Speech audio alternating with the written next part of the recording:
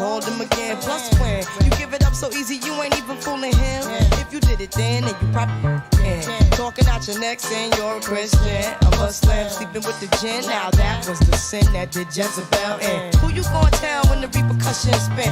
Showing off your ass cause you thinking it's a trend, girlfriend. Let me break it down for you again. You know I only said cause I'm truly genuine. Don't be a hard rock when you really are a gem, baby girl. Respect is just the minimum. Nigga, you still defending them now. Lauren is only human. Don't think I haven't been through the same predicament. Let it sit inside your head like a million women in Philly pen. It's silly when girls sell their souls because it's sin. Look at where you be in. Hair weaves like Europeans. Fake nails done by Koreans. Come again. Yo, a win-win. Come again.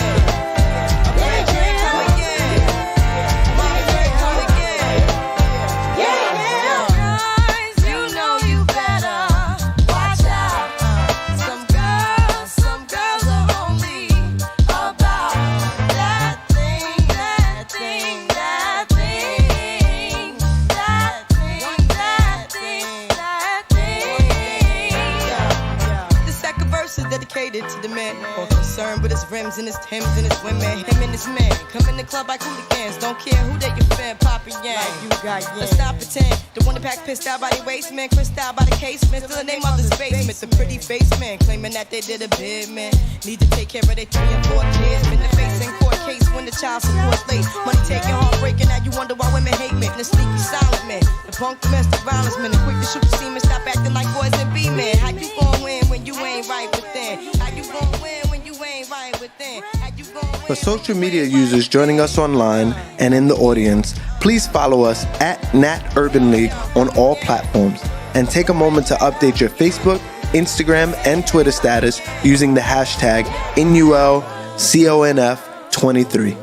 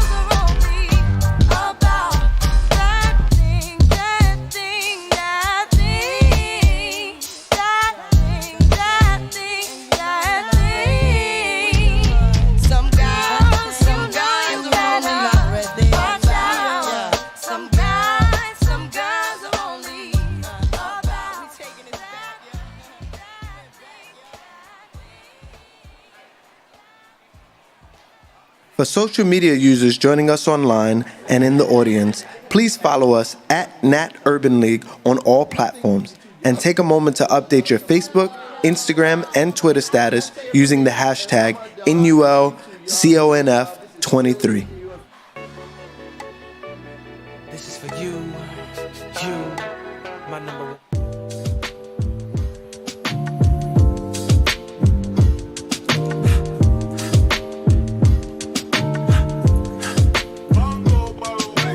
Bumper to bumper, like LA in traffic. I write the lyrics, she made the captions. Who gon' direct you with all them theatrics?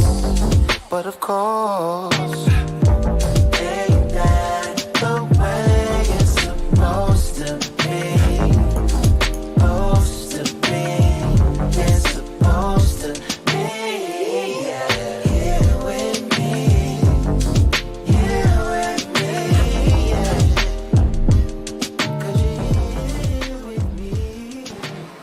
Ladies and gentlemen, there is a full house. If you are on the wall, you can be seated. It's now open seating. There's a full house. If you are on the wall and you see a free seat, you can have it. Thank you. The show is over, but we can't be canceled. But of course, ain't that the way it's supposed to be? Supposed to be, supposed to be, it's supposed to be. Here with me,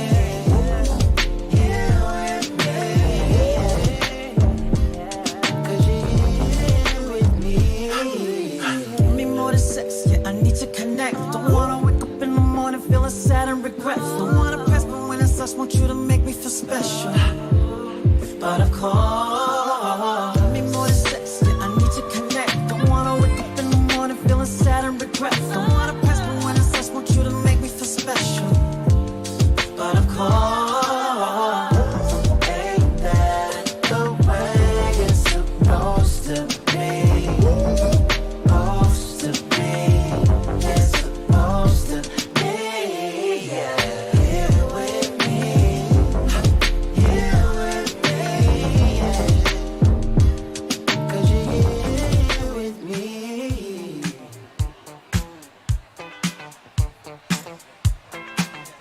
Oh, what you gonna do?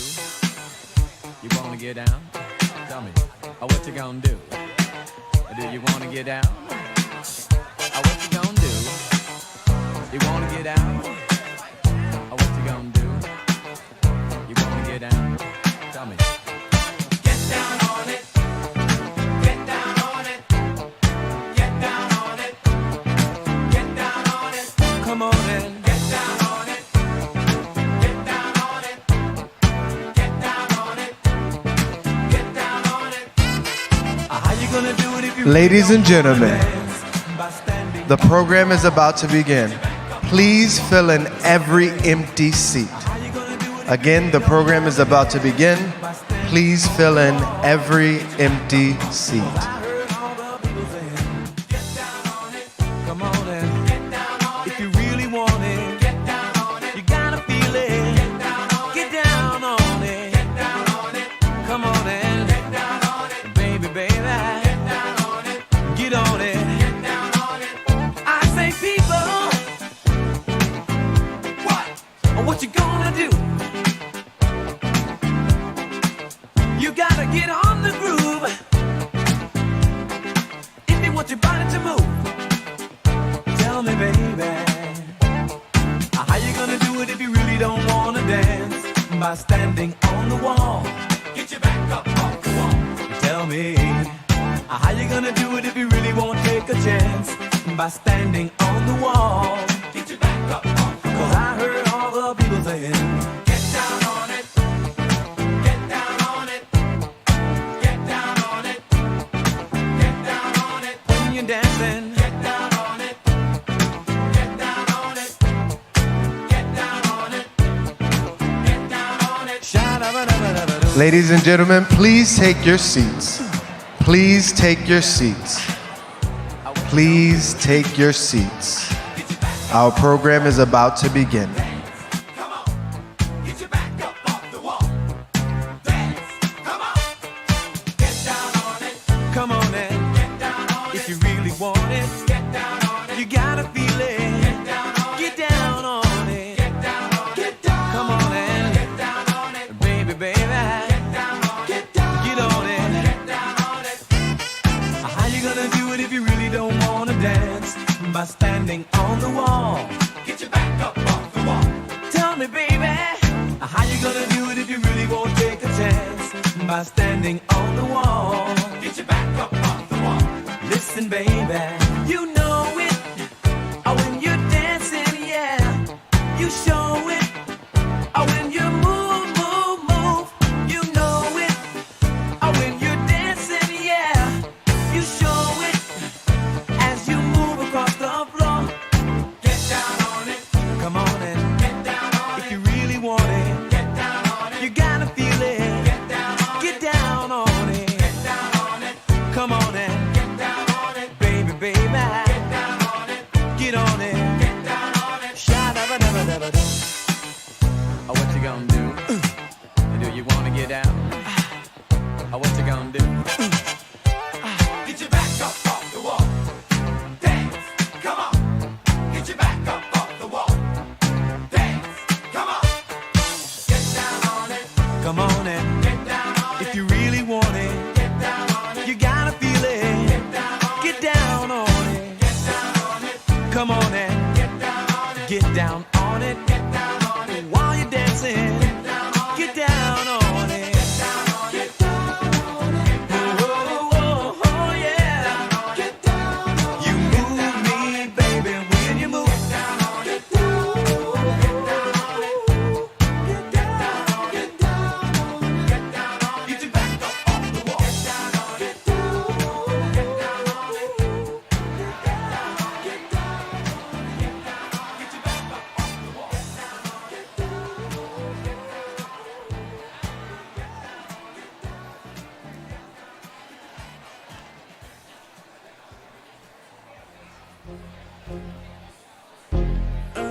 see her. She came with her. But she gon' slide right to my side. I know she pulled up with her friends. Then we skirt off in the Benz. Oh, took her back to my crib, and I regret it. Cause she tryna feel like she asleep. So she tried to stay the whole week. I'm like, oh, nah, she gotta go. Ask me her name, I swear I don't even know. They wanna know why the girl them dip on me. Them I ain't green, them I ain't just ship on me. They wanna know why them love him up so much. Like what is the reason? It's just the vibe, I'm that guy. She put her legs in the sky whenever I pull up. She got her clothes off from the walk, and she won't waste no time. Oh, she don't want nobody else, I know. But I can't be what she wants. They all have the same story. They all want me to themselves, but I'm jealous. The city is my palace. What I'ma do? Cause I want she and she and she, and they love them some me. I ain't the dude they gon' say bye to. I ain't the dude you gotta lie to. I ain't the dude that you could trust on speaker when you're with your people. Cause you know the timing I'm on. I want she and she and she, and they love them some me. I can't even speak to all of them, so I call her on the FaceTime. She gon' pick up on the first ring. Well, got her right around my damn finger. I will never tell her so. Oh no, no, girl, we know you would never need another lover. Woo! Cause you a MILF and I'm a mother. Told you get a drama some, now the drama coming. I'm pour up a pumping all on your stomach, yeah. Tonight I see some super freaky hoes that could go from being a stripper to a super CEO. I don't know the way you do it, but you do it to me though. And you always tell your girlfriends you need you a TV show. Now you got your own money, you don't need nobody else. But far as telling all that earth, I think you gon' need some help.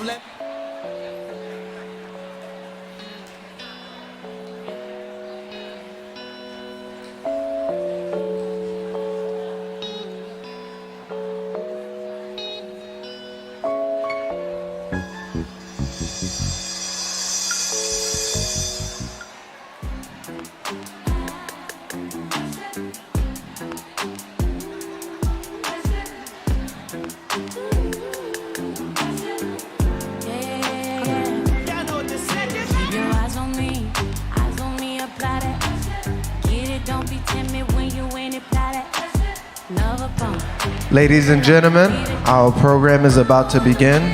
Please take your seats, fill in every seat.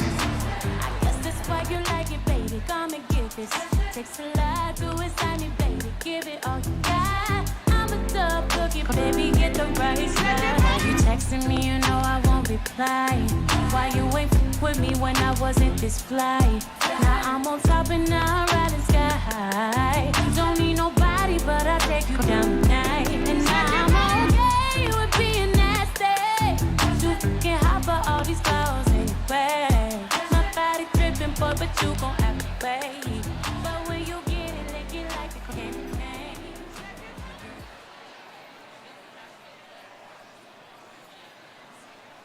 Welcome, ladies and gentlemen, to the 2023 National Urban League Conference Opening Plenary, State of the Urban League Address.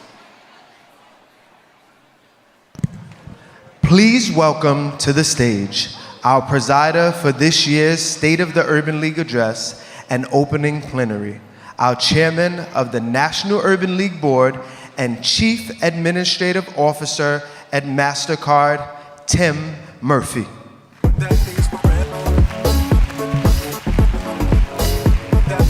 Wow, it is great to see you this morning. It is a packed room and a packed house. So good morning, everyone, and welcome to the 2023 National Urban League's State of the Urban League Address and Opening Plenary. It is my real joy and honor to welcome you all here to Houston this morning. You may recall that we finally gathered in person last year for the first time since the arrival of COVID-19. And what a beautiful time we had together in our nation's capital, in person and virtually for those who could not join us.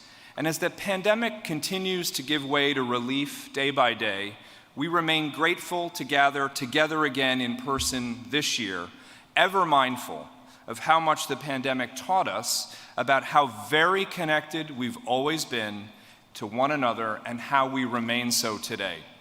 So on behalf of the Urban League and all of its, thank you for being with us. We don't take for granted your presence and your readiness to connect, to learn, and to grow together over the next few days. We have so much to be thankful for, and yet we have so very much to do. A lot has taken place since we convened just last year, and when I say a lot, that really only skims the surface. Affirmative action in college admissions struck down by the highest court in the land. Roe v. Wade overturned. A still rising tide of extremism among hate groups, and more, so much more. And yet, we are encouraged.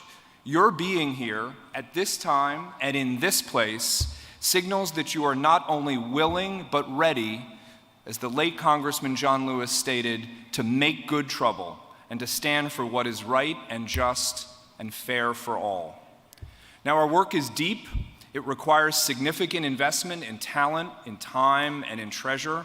And so with a grateful heart, I'd like to acknowledge our generous title sponsors for this year's conference: Bank of America, CenterPoint Energy, Nationwide, Shell, Toyota, and UPS. And also our sponsor for today's event, Bank of America, CenterPoint Energy, Shell, UPS, and Target. The steadfast support of all of these partners truly humbles me.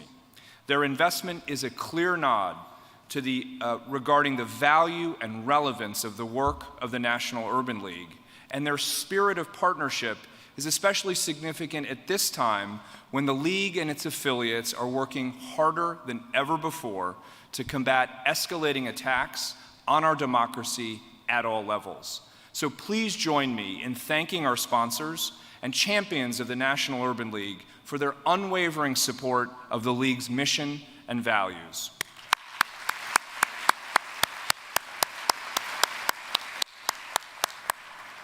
Thank you.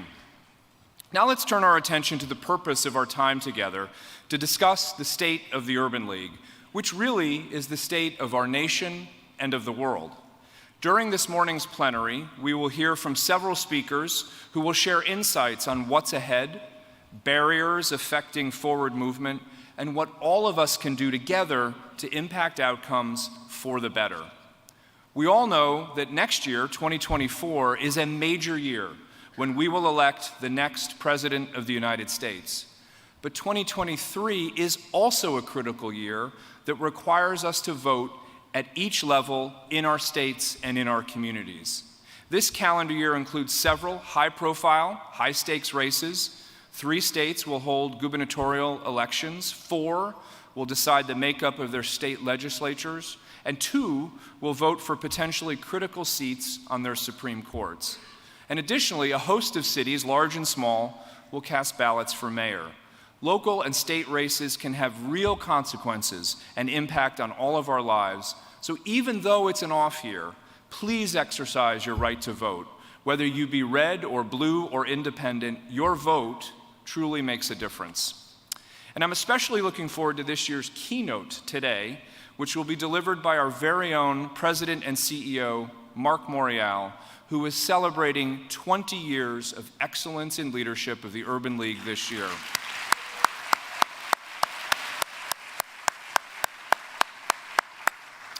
I have no doubt that Marc's message will move us towards new, effective strategies designed to preserve our country's precious democracy. We will also receive an official welcome from the Mayor of Houston, the Honorable Sylvester Turner. So we have so much to look forward to this morning, but to start us on the right path, the Texas Army National Guard Recruiting and Retention Battalion will present the Color Guard, and this will be followed by a video musical performance of the Black National Anthem, our great national hymn, Lift Every Voice and Sing, by the Clark Atlanta University Philharmonic Society. Thank you.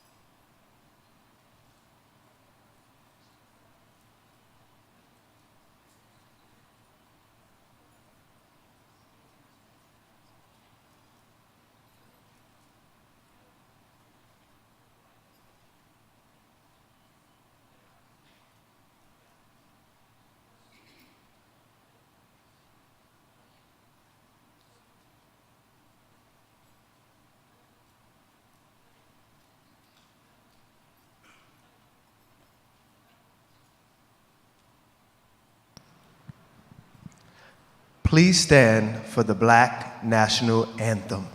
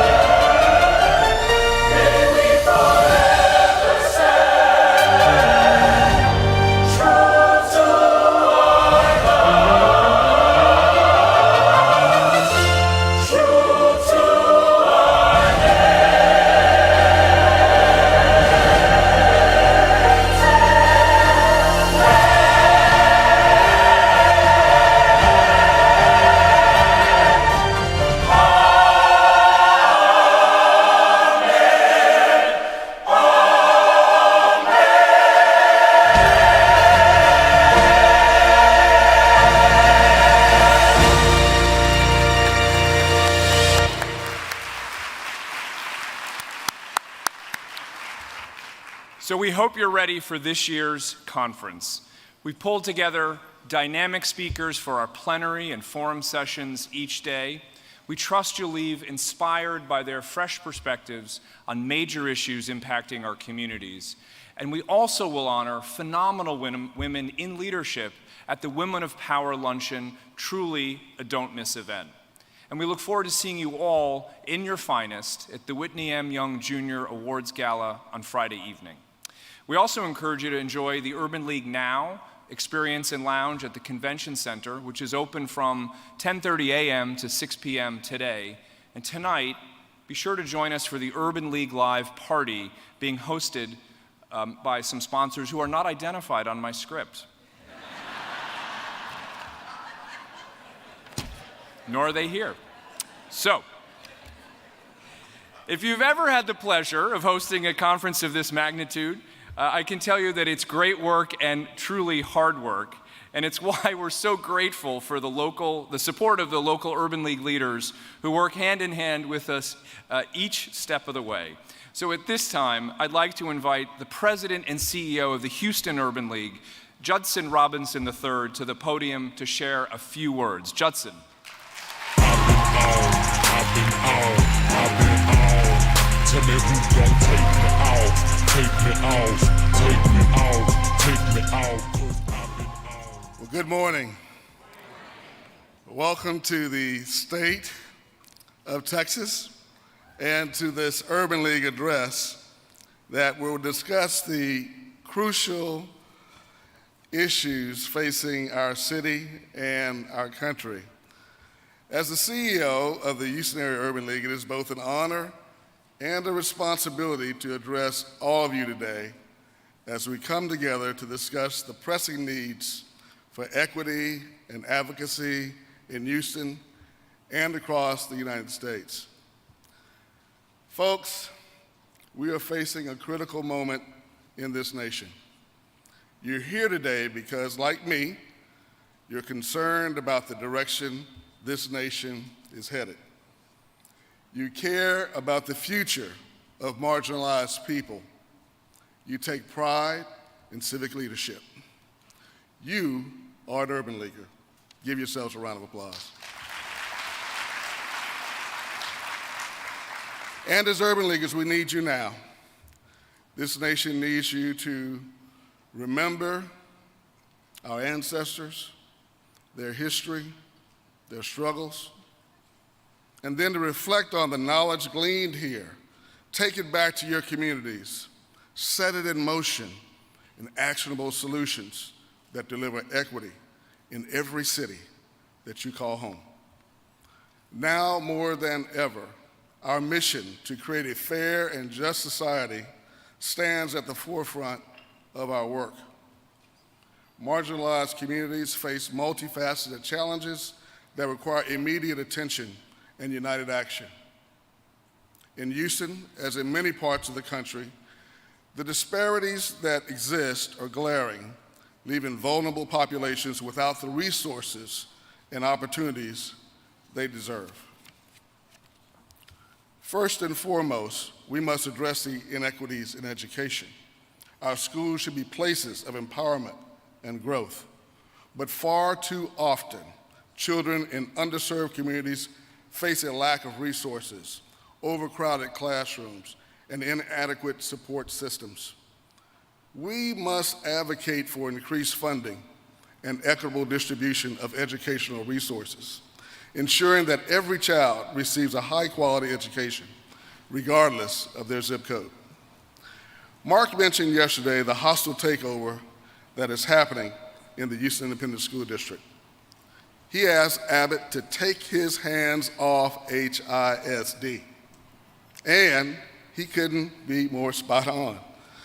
Instead of pulling resources and removing duly elected officials, we need our state and local leaders to address the issues together, collectively, collaboratively, that we are all critically focused on, not only throughout the country, but especially here at our local Houston Area Urban League. We are so grateful to our partners like HEB and Coca-Cola, Comcast, Raymond James, all the ones that Tim mentioned, and many, many more. They make things possible, and we need their support.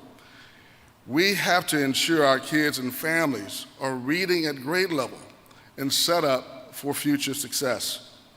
Let me paint a clear picture of what we are facing right here in this county, Harris County.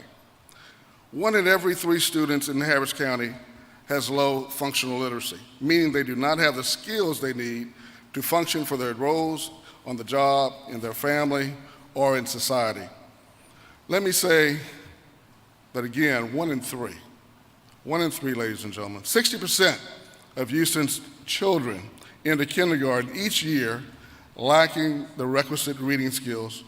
And in spite of our work in education and all the other resources that we do, 73% of Houston third graders do not read at grade level, 73%. And the most diverse city in the nation, these are our children. 22% are Black, 61% are Hispanic. And what do failing literacy rates mean for our children? These children who live in poverty are 3 times more likely to drop out or fail to graduate on time, and than their more affluent peers.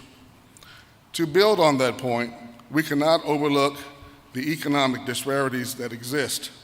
In Houston, the gap between the haves and the have-nots continues to widen, perpetuating the cycles of poverty and limiting access to economic opportunities. It is incumbent upon us to promote inclusive economic policies support minority-owned businesses, and provide pathways for upward mobility, breaking down barriers that impede progress. The need for equity and advocacy extends beyond our boundaries. It is a call to action for the entire nation. Recent events have highlighted the urgency of addressing issues such as racial injustice, climate change, healthcare disparities, and the digital divide. As urban leaguers, it is our responsibility to raise our voices, stand in solidarity, and push for systemic change at the state and the federal levels. I challenge you to not only listen here, but to share resources, share advice, share experiences that are happening in your own cities to ensure that we are delivering best-in-class, best-in-practice services and support those that foster equity for generations to come.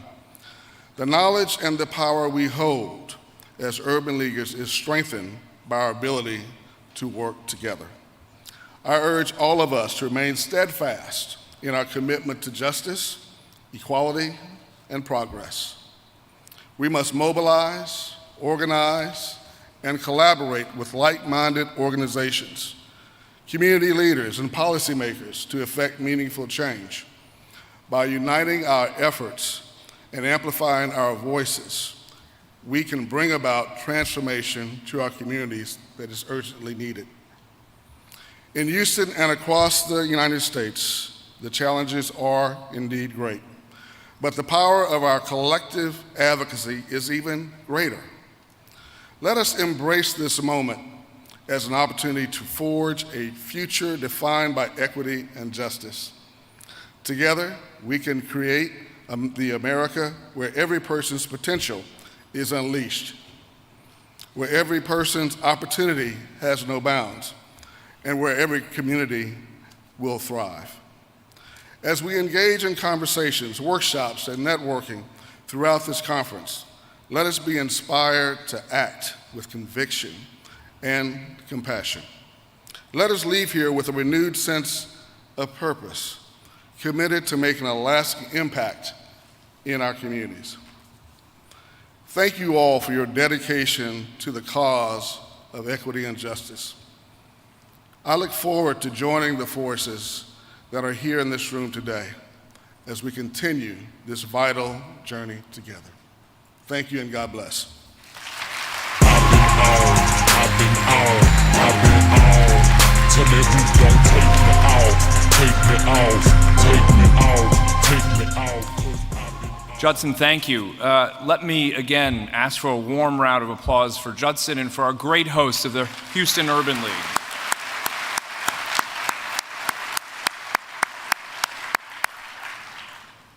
Our affiliates are the beating heart of the Urban League movement, and no one exemplifies the leadership more than Judson. So now it's my pleasure to introduce one of our sponsors of this morning's State of the Urban League address, which is Target, and represented by our friend Laisha Ward, who is the Executive Vice President and Chief External Engagement Officer on behalf of Target. Now, Laisha is deeply committed to the Urban League movement. She's here all the time, but she couldn't be with us in person today.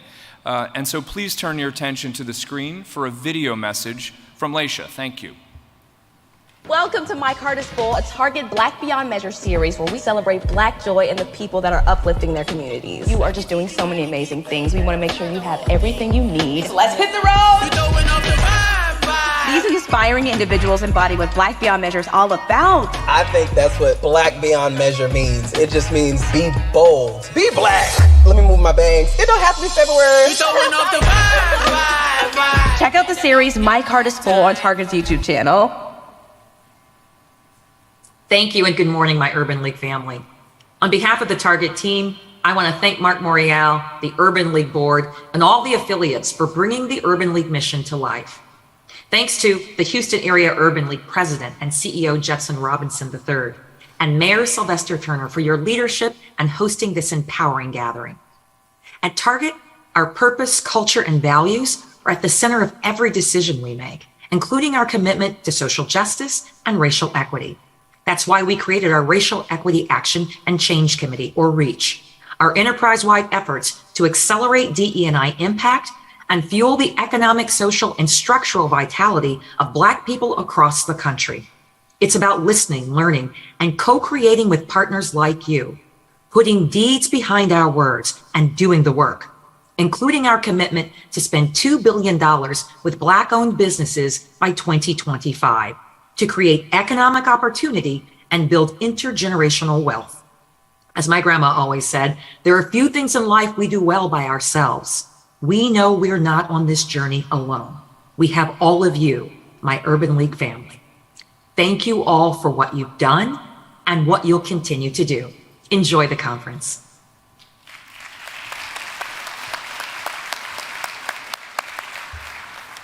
Thank you, Laisha. And thank you, Target, for your support of the National Urban League.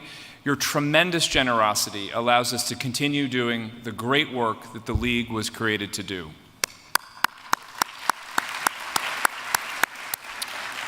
Now, we know the National Urban League wouldn't be the force it is today without strong, dedicated leadership over the years. And how fortunate are we that Marc H. Morial has been at the League's helm for 20 years now. Marc, it's been a pleasure to know you and to work with you. You have served the League and communities throughout the nation with courage, with grace, and with an unwavering devotion that is truly unmatched. And you've taken the Urban League to new heights and new levels of success that we know would make our founders very, very proud. 20 years of success, let's take a look. In a country where one's success is nearly always measured by one's ability to reach the mountaintops of wealth, notoriety, and renown, how do we measure the success of someone who forgoes that path, who chooses a different mountain?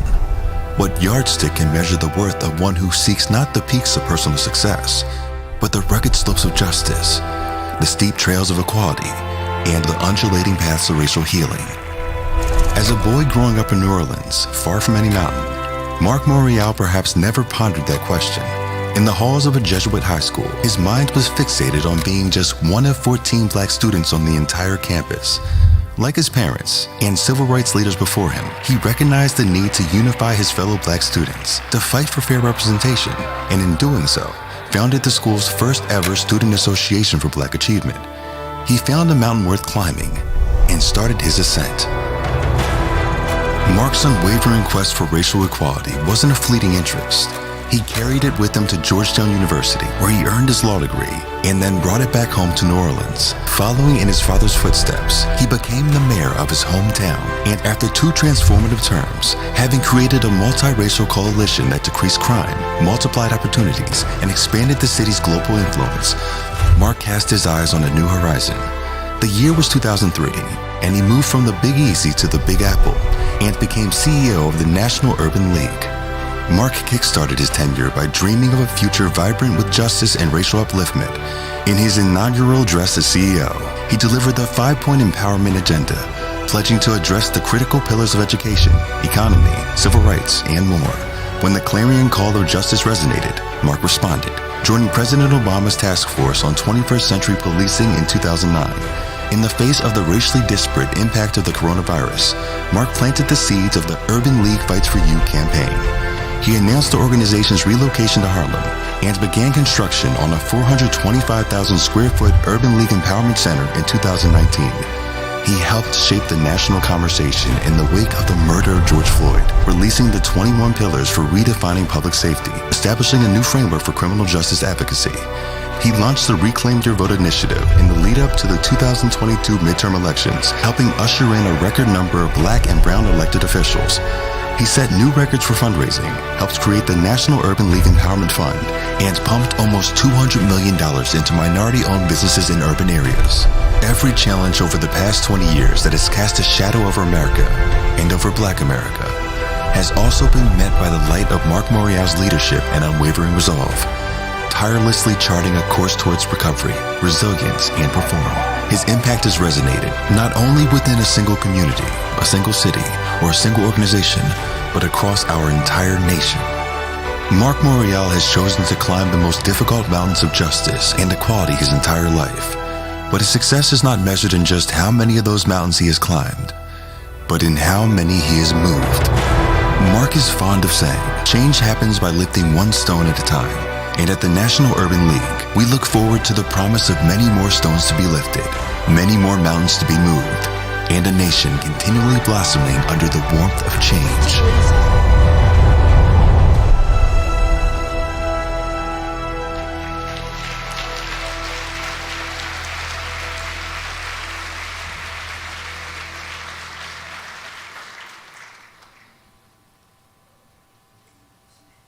We are your legacy. Take no mess. No, I'm gonna take no mess. Now pop the mic friend, drink a little taste of gin. Bet his last tin on a little game of skin. Hit man. Right? Y'all love James Brown? Give it up for JB, James Brown. Good morning, Houston. I am delighted to be here this morning, and I want to thank all of you for coming out this morning after an incredible start last evening. Thank you, Judson Robinson. We want to say to everyone, trying to get the teleprompter straight. Y'all just want me to roll. Let me say welcome to Houston and to the 2023 National Urban League Conference. And I want to begin by extending my heartfelt thanks and admiration to Judson Robinson III, and yes, the incredible staff of the Houston Area Urban League. And also to the mayor of this city, Mayor Sylvester Turner, and his team at City Hall. Let's give Judson and Mayor Turner a true, warm Urban League round of applause.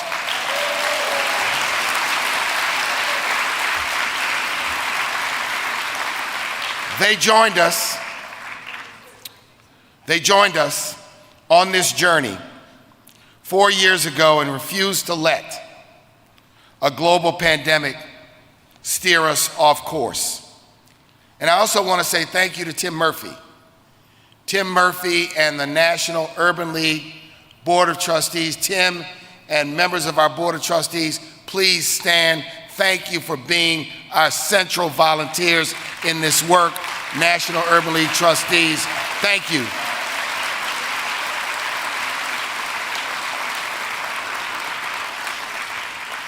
For joining us. And I also want to say thank you to the incredible 92 Urban League affiliate CEOs. They are here from Seattle to South Florida, from New York City to Shenango Valley, Pennsylvania. They are in the trenches. They are in the neighborhoods. They are in the community. They are doing the incredible work that we are best known for. Urban League CEOs, stand up, take a bow. We thank you for all of your work.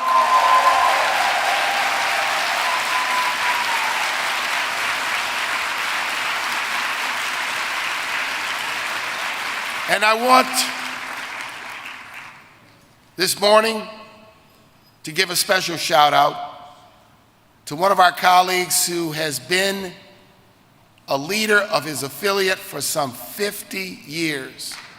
Porter G. Peoples, please stand. PG Peoples.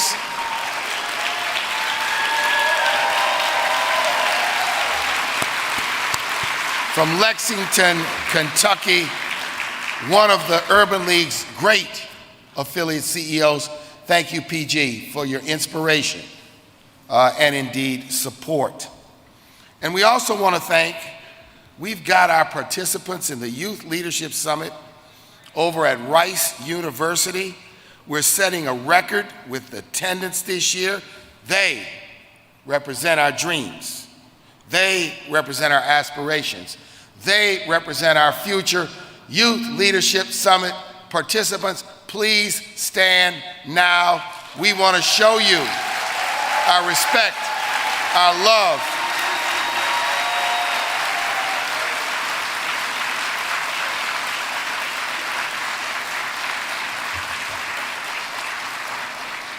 And also to the chaperones who are working there, let's give them a shout. We want to thank them.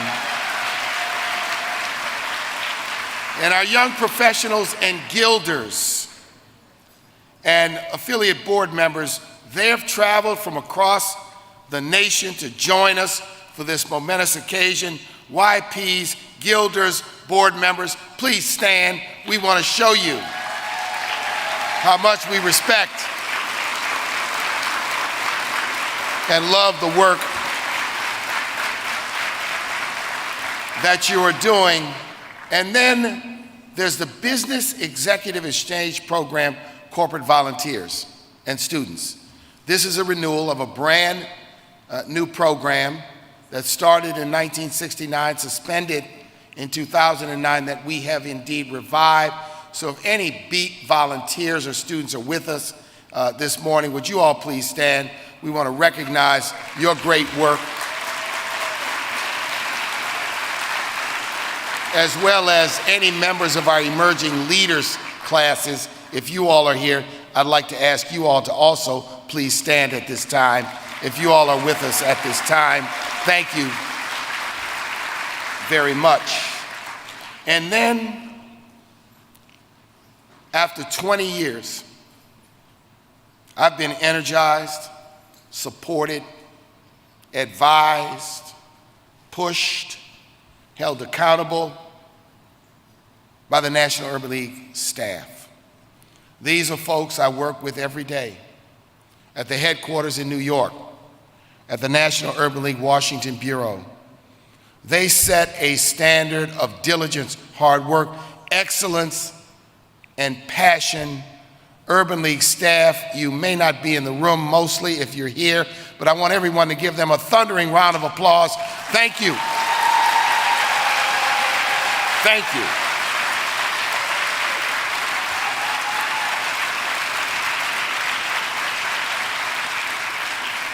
Now, we have gathered in this great city, Mr. Mayor, this great city of Houston, at this moment in the history of our nation and this moment in the history of our movement. One may ask, why have we come to Houston? We've come to Houston because this is the most diverse big city in America. It is a city with no racial or ethnic majority, where 145 languages are spoken, a dynamic Black community, Latino community, Asian community, white community of many allies to the cause of justice. And we've come to Houston because it is a city of business prominence. Houston ranks third after New York and Chicago for the most Fortune 500 companies headquartered here. And we have come to Houston because it is a city of inspiration, the global hub for space flight exploration, research and discovery, and Houston was the first word spoken on the moon. We've come to Houston because in 1960, while my home state of Louisiana and Mississippi and Alabama continued to resist desegregation with terror and violence, a Baptist minister here in Houston named Bill Lawson helped to persuade the businesses in downtown Houston to desegregate over the course of a single day. And we've come to Houston because this is the city that elected the first Southern Black woman and the first LGBTQ woman to the United States Congress, the majestic Barbara Jordan. And today in Houston, she will be recognized with a memorial, Mr. Mayor, that you and others will be dedicating. And she was succeeded by the man who gave me one of my first jobs in politics, the late Representative Mickey Leland. So I thank Houston for that as well. And yes, we have come to Houston because your determined and dynamic mayor, Sylvester Turner, would not take no for an answer. After the pandemic canceled our plans to come here in 2020. And we've come to Houston because dynamic political leaders like Sheila Jackson Lee, Rodney Ellis, Al Green, and many, many more are part of the Urban League family. But we've come to Houston because, like every other American city, there are still too many people living here in poverty. We have come to Houston because the dream of home ownership is still out of reach for more than half the households here. And we've come to Houston because Texas, regrettably, has the highest rate of uninsured people in the nation. And we have come to Houston because black women in Texas are twice as likely as white women to die of childbirth-related causes, and doctors are barred by law from terminating even life-threatening pregnancies. We have come to Houston because it's harder to vote in Texas than nearly in any other state. And we've come to Houston because Texas has banned more books than any other state in this nation. And we've come to Houston because some in Texas seem to be determined that there be a race to the bottom of the barrel, reveling in the rolling back of civil rights and advancing the cause not of justice, but of injustice.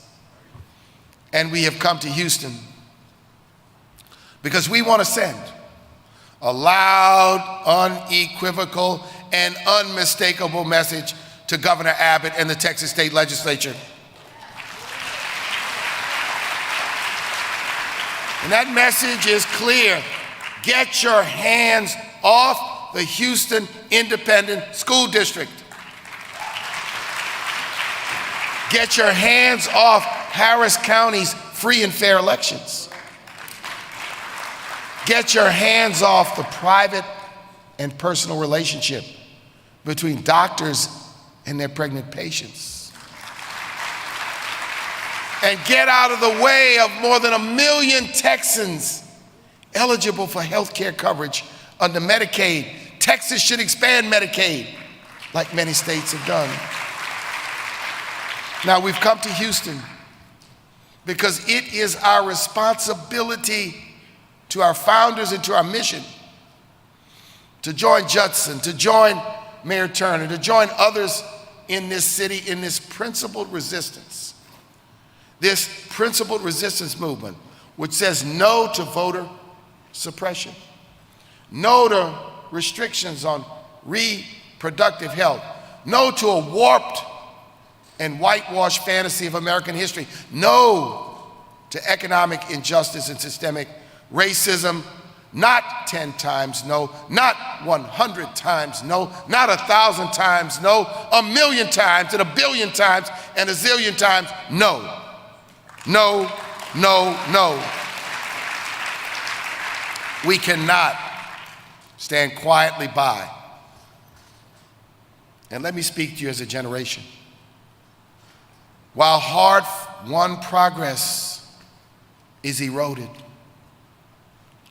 I don't care if it's being eroded by the state of Texas, by the state of Florida, or by any other state, or by any president, a wannabe president, a wannabe president again.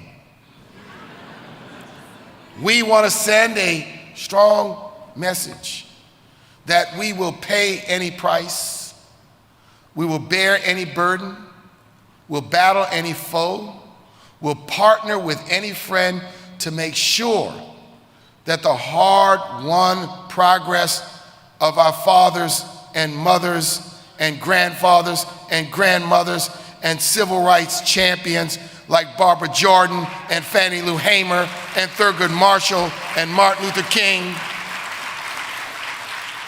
and Reverend Lawson is not eroded on our watch. Now today is special for me. 20 years ago in the Steel City, Pittsburgh, I had the privilege and pleasure to deliver my very first State of the Urban League address at the conference there with President and CEO Esther Bush, now retired, as our host. Weeks after I came to the National Urban League, the Supreme Court in 2003 reaffirmed consideration of race as a factor in college admissions to achieve diverse campuses, classrooms, and to ameliorate the historic exclusion of African Americans from colleges and universities. In 2003, we felt at the time, as we prepared for the 50th anniversary of the Brown versus Board of Education decision in 2004, that we were poised as a nation to continue to bend the moral arc of the universe towards racial justice. 20 years later, this new Supreme Court has engineered a judicial coup by severely restricting the consideration of race in college admissions and restricting and rolling back the clock on legitimate efforts to make our classrooms and campuses look more like America. Yes, we'll acknowledge one victory from the court. The Alabama redistricting case may lead to new legislative maps in some southern states. But it is clear, abundantly clear, perfectly clear, that the progress hard fought since the Brown decision is under assault on every front. From the Supreme Court to right-wing state legislatures to cable talk shows, to the utterances of some governors, presidential candidates, members of Congress, and some members of the United States Senate. It seems that they're trying to bend that moral arc not towards justice, but bend it backward to a dark time long gone. So I say to you, urban leaguers, yes, we are in a battle for the future of this nation. I say to you, urban leaguers, that the social, political, economic, and technological evolutions over the 20th century, over the last 20 years, are truly astonishing to consider. Imagine having to explain, for example, an artificial intelligence chatbot to someone who spent the last decade on another planet, or maybe launched into space from the Johnson Space Center here in Houston. The task is so overwhelming that I decided to ask an artificial intelligence chatbot to do it for me. So let's go. Once upon a time, there were three extraordinary individuals who embarked on a remarkable mission to Mars. Their names were Zip, Skip, and Trip Van Winkle, distant relatives of the renowned Rip Van Winkle. These intrepid astronauts set out on a mission commanded at the Johnson Space Center in Houston to explore the unknown with a goal to touch on the red sands of the Martian landscape and to push the boundaries of human achievement. However, fate had a different plan in store for them. As their spaceship reached the distant planet, a catastrophic malfunction occurred, leaving them stranded on Mars for 20 years. Cut off from Earth, with dwindling resources and no immediate rescue, they faced a daunting challenge, yet their spirit, their resourcefulness, and their unbreakable bond as a team kept them alive on the planet Mars. Then in 2023, a glimmer of hope pierced the Martian horizon. A special rescue mission dispatched by NASA arrived to bring them back to Earth. Overwhelmed with joy and relief, the three adventurers were finally reunited with their home planet and the people they left behind. So Skip started looking for a payphone because he didn't know about iPhones. And Zip hailed a cab because he didn't know about Uber and Lyft. So after hailing a cab, they soon found themselves in a place they never dreamed of, the White House. And there they were greeted by an extraordinary trio. Barack Obama, the nation's first black president. Kamala Harris, the first black and Asian woman to serve as vice president. And Ketanji Brown Jackson, the trailblazing first black woman on the Supreme Court. President Obama smiled. He stepped forward, he extended his hand, greeting, "I am Barack Obama, the 44th President of the United States. And it was an honor to serve this nation and its people." Zip, Trip, these fellas and ladies had been gone for 20 years. Next, Vice President Harris stepped forward, radiating confidence and grace. "I am Kamala Harris, the Vice President of the United States, and I stand here as a testament to the progress we've been making as a society, breaking barriers and inspiring future generations." Lastly, Justice Jackson approached them, her presence emanating wisdom and strength. "I am Ketanji Brown Jackson, a justice of the Supreme Court. Together we represent the progress we've made towards a more inclusive and just society." Zip, Skip, and Trip stood there, stunned and moved by the realization that their absence had encompassed a period of immense change and racial progress. Their journey to Mars had inadvertently taken place during a transformative era. A black president? A black woman vice president? A black woman on the Supreme Court? They learned of these remarkable milestones achieved during their absence, that some barriers had been shattered and the doors of opportunity had sprung wide open. And then they said, "Where is George Bush? Where is Dick Cheney? Where is this one and where is that one?" Zip and Trip and Skip were truly stunned. Now, this is the point where I have to take over, because a chat bot and artificial intelligence can only take you so far. So while Zip, Skip, and Trip were on Mars, we in this nation were on a civil rights roller coaster ride over the last 20 years. What did we witness? We witnessed the election of a black president only to be followed by a president sympathetic to white nationalists who hesitated to disavow the endorsement of former KKK wizard David Duke. We witnessed the highest black unemployment rate in modern times, followed by the lowest black unemployment rate. We witnessed the highest black home ownership rate in history, followed by the lowest black home ownership rate in 50 years.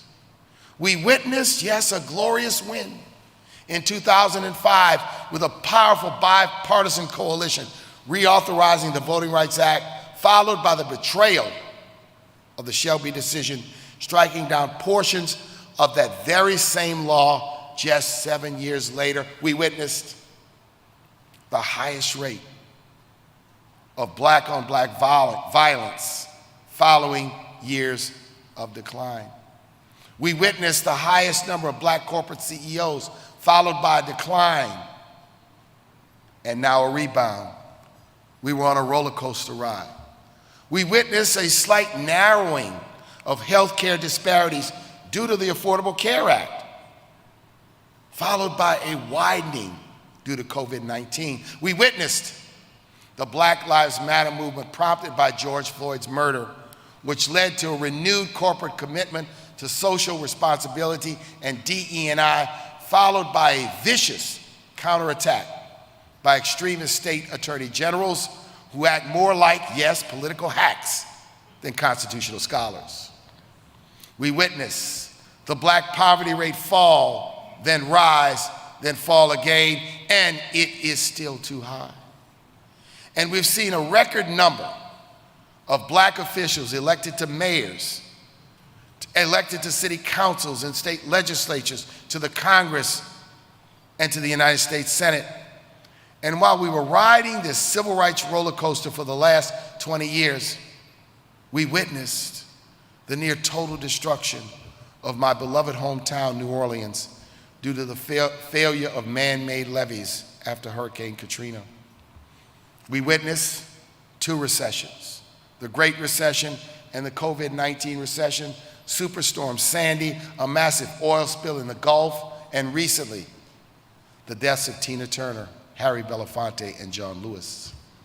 We've seen the tragic deaths of Trayvon Martin, Michael Brown, Tamir Rice, Eric Garner, Sandra Bland, Breonna Taylor, George Floyd, and too many others at the hands of brutal police officers, with few of them being held accountable. The National Urban League and our affiliate CEOs have led the call for justice and economic opportunity during this entire civil rights roller coaster ride. And these past 20 years have been exhilarating, challenging, daunting, and history-making. 20 years ago, when I was given the immense privilege and honor of a lifetime to lead this Urban League movement, I was tasked with taking an iconic organization of the 20th century and rebuilding it, retooling it, reimagining it for the 21st century. We had to get to work.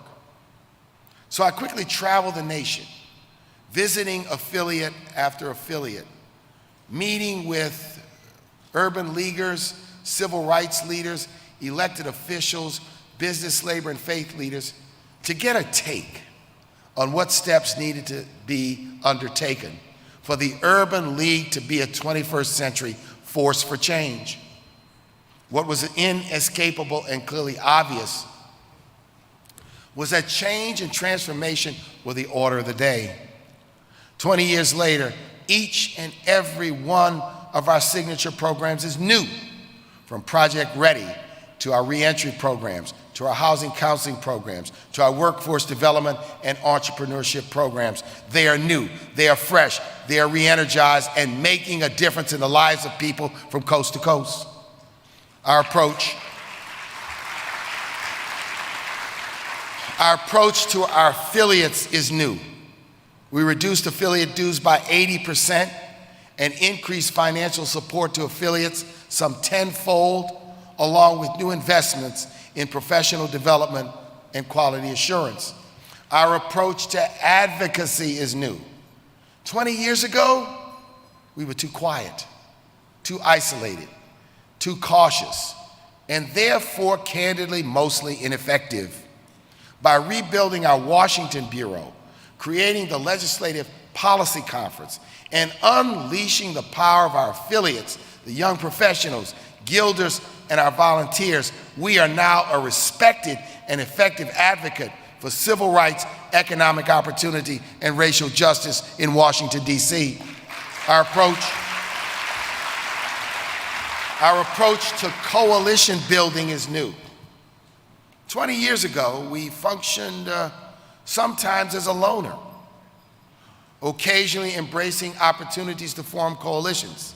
Today, we lead many coalitions, and we work effectively with our civil rights partners, yes, in the Black community, but also in the Latino, Asian, and other communities. We build coalitions. We build coalitions with labor, with business, with faith leaders, with other civil rights leaders, because our mantra is clear and simple. We have no permanent friends. We have no permanent enemies. We only have permanent interest. Our approach to our volunteers is new. The National Urban League Young Professionals have become our largest and most potent force, providing energy and talent to our advocacy, to our staffing, to our presence in communities, while the Guild has been the bedrock of volunteerism for more than 80 years. Our approach to the inclusion of women is new. Women have now emerged as a majority among our affiliate CEOs. From less than 10 to 15% 20 years ago. Our approach to technology and communications is new. Gone are paper magazines, newsletters, and cumbersome files. Today, social media, Instagram, Facebook, and now Threads are the order of the day. And data management systems embrace the work we do in the programmatic area. Our approach to measuring our progress is new. From a revived State of Black America, which includes the Equality Index, to an annual census and economic impact report, to the performance metrics associated with every program, to the management scorecard we use to track our success. When it comes to metrics, I dare say without fear of contradiction, the National Urban League is in a league of its own. And in 2025, we will move into our new, spectacular, one-of-a-kind, transformational, $250 million headquarters known as the Urban League Empowerment Center in Central Harlem on 125th Street. We are going back home. And that center will house not only our new headquarters, but the Urban Civil Rights Museum, first-class retail and affordable housing. Our new headquarters is a statement. We practice what we preach. We preach ownership and investment in community. And this project is saying no to redlining and yes to greenlining. This project will secure the future for this organization. I am indebted to each and every one of you for the role that you've played in supporting me and my family on this journey. When Michelle and I first came to New York, Mason was a 1-year-old, Kimmel was a college student, and Margot was a dream. Now Michelle is a respected national news anchor and best-selling author. Mason will be a senior in college. Margot will be a senior in high school. Kimma is a business executive in her own right, married to Julius, and they've given us Audrey, our first grandchild. So I want to thank all of you for the support and prayers and love of this Urban League movement. You've lifted us, you've supported us, you've pushed us, and we would not be here today without your unyielding and embrace and support. And we say thank you. Thank you very, very much for your support and for your prayers. So as I begin to close, the question presented is, where do we go from here? Where do we go from here? When I delivered my first State of the Urban League address 20 years ago, I said that the 20th century civil rights movement of our fathers and grandfathers was a movement to defeat Jim Crow. Now, Jim wore a hood and a robe and sometimes a sheriff's badge. He administered incomprehensible literacy tests to black citizens trying to register to vote. He clubbed John Lewis nearly to death on the Edmund Pettus Bridge. The N-word flowed freely from Jim's lips. 20 years ago, I said in Pittsburgh that at that point in time, we were facing a new villain. That villain was James Crow Esquire. Now, James wore a suit. James wore a tie. He didn't wear a robe and he didn't wear a hood, but he slyly drew gerrymandered congressional districts to dilute the power of the black vote. James would never utter the N-word, at least not in public. Instead, he would winkingly refer to states' rights and welfare queens and use all sorts of allegory. Today, I say to you, we are facing the son of James and the grandson of Jim. Jimmy Crow. So who is Jimmy Crow? Jimmy Crow wears a golf shirt and khaki pants.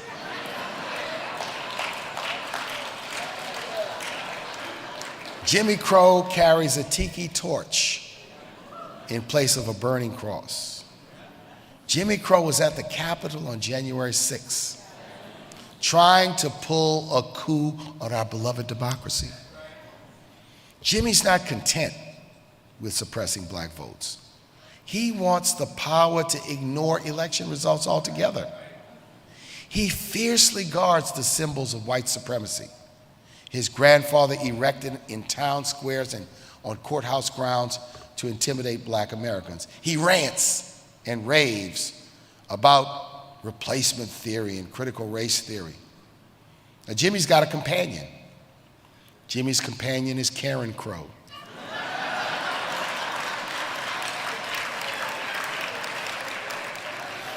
Karen wants to keep the next generation of Americans from learning about Jim Crow and James Crow. In the first half of the last school year, Karen instigated nearly 1,500 school book bans, affecting more than 800 titles. Over the last 3 years, she has introduced more than 300 separate bills intended to restrict the discussion of race, racism, gender in American history, in primary, secondary, and higher education, state agencies and institutions. In many ways, Jimmy and Karen are more treacherous than their ancestors. Jim Crow sought to preserve white supremacy through violent confrontation. James Crow, Esquire, sought to preserve white supremacy through legal loopholes and coded language. Jimmy and Karen seek to preserve white supremacy by arguing and pretending it doesn't exist, by pretending that racial gaps in wealth or income, educational attainment, home ownership, civic engagement, or political representation aren't the result of historic racial bias or discriminatory practices, but only about merit and hard work. Jimmy Crow seeks to say that slavery was a benefit, that somehow African Americans learn. If you knew your history, you'd know our ancestors came here as blacksmiths, came here as farmers, came here as builders. They brought those skills to American soil. 20 years ago, I introduced the empowerment agenda based on the 5 pillars of employment, education, housing, healthcare, and justice. Today, I ask you to join me for Empowerment 2.0. On the foundation of these pillars, Empowerment 2.0 encompasses what I call the 3 Ds. The first D is defend democracy. We will and we must demand the full restoration of the Voting Rights Act. We demand fair representation in Congress, state legislatures, and an end to racially based gerrymandering. We demand the freedom of expression, the freedom of speech, and we will not comply with book bans and warped lesson plans designed to erase us from history or to force our LGBTQ brethren back into the closets. With 2024 just around the corner and states beginning to purge their voter rolls and adding more barriers to the ballot box, we are going to need an effort like never before. The first D is defend democracy. The second D is demand diversity, equity, and inclusion in all aspects of American life, from courtrooms to classrooms to campuses, to factory floors, to construction sites, to our C-suites, and every workplace in America. We must level the playing field so our children and children's children have equal opportunity to succeed. We will not back up. While some seek to distort the Supreme Court's holding, and the Supreme Court's holding is a setback for the Constitution, for the Equal Protection Clause, and for the cause of racial justice. But it has nothing to do with corporate DE&I. So we will work, and we will fight, and we will call on you to demand diversity, equity, and inclusion in every aspect of American life. And the third D is defeat poverty.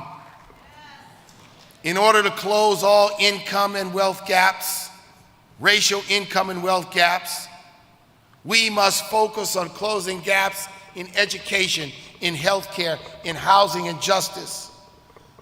For a nation with a $23 trillion economy, the largest national economy in human history, it is morally unacceptable to have double-digit levels of poverty and to have even more Americans who go to work every day, sometimes 2 jobs, have difficulty paying their mortgage or their rent or taking care of their children. We must defeat poverty with these 3 Ds as our battle cry and our clarion call. Your generation, my generation, this generation of Urban League leaders and CEOs, we are prepared to face the headwinds that lie before us. With confidence and courage, we stand on mighty shoulders. We stand on the shoulders of George Edmund Haynes and Ruth Standish Baldwin, who founded this movement 113 years ago. We stand on the shoulders of Eugene Kinkle Jones and Lester Granger. We stand on the shoulders of Whitney Young and Vernon Jordan and John Jacob and Hugh Price. And we stand on the shoulders of Thurgood Marshall and Martin Luther King and Wiley Branton and Barbara Jordan and John Lewis and Fannie Lou Hamer. We are standing on their shoulders today.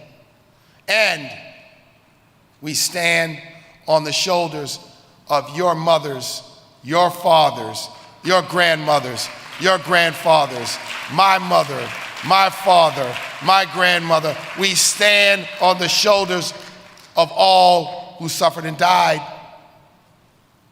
We stand on the shoulders of all of those who dreamed and envisioned a better life for all of us. And we stand on the shoulders of presidents like Kennedy and Johnson, like Clinton and Obama, and we stand in confidence that in the current President of the United States and the current Vice President of the United States, we have a steadfast ally. This moment, this movement, this time has shown us that we do have a presidential administration that's been more forthright, more transparent, more leaned in on issues of racial equity and racial justice than any administration in history. Now I want you to know, and I pledge to you, that I will continue to give everything I have. Any talent that God has given me, any energy that you inspire in me, any ounce of mental power that I have to continue to serve you, to serve this Urban League movement, to serve all of its elements, to serve Black America and to serve all of the people of this nation, and to serve the cause of justice and economic opportunity. That is my pledge. And I ask you to embrace these 3 Ds as our clarion call. This generation walked through doors of opportunity created by others. We wouldn't be in C-suites. We wouldn't be in the US Senate. We wouldn't be in the chief executive seats in city halls of the 4 largest cities in America, but for what others did for us. What they did when they marched and they battled and they yearned and they prayed and they pushed and they dreamed and they gave us where we are today. Therefore, we cannot fall asleep on our watch while forces seek to bend this moral arc back to a dark and dangerous time. We must be strong, and we must recognize whether you are in corporate America or a grassroots advocate, or whether you're in a classroom or on a campus serving government or in the nonprofit sector, you have to be in this fight. You have to be in this battle. You must use your voice. You must use your skill. You must use your ingenuity to fight this battle. So Urban Leaguers, thank you for everything. We will continue to go on, and therefore, by the power vested in me, I hereby declare this National Urban League Conference open for business. And for the record, my name is Marc Morial. I'm your president and CEO, and I have approved this message.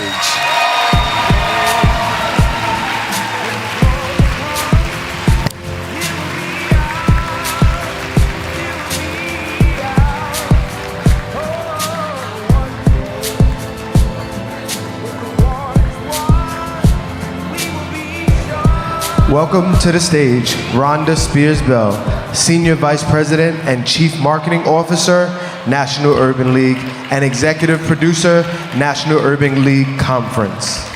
Good morning, Urban Leaguers, guests and friends. Wasn't that a powerful State of the Urban League address? Let's give a round of applause again to our President and CEO, Marc Morial. And congratulations again, Marc, on your 20th anniversary. Listen, before we continue with our program, let's thank our Youth Leadership Summit students again for joining us. More than 400 students are in Houston for the Youth Leadership Summit, and we're excited about it.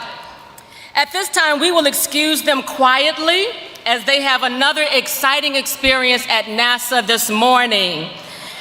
Yes. So we're excited for them. So thank you all for joining us, students. And for those of you who are standing around the wall, please feel free to have a seat as quickly as possible so we can continue with the program. Thank you so much.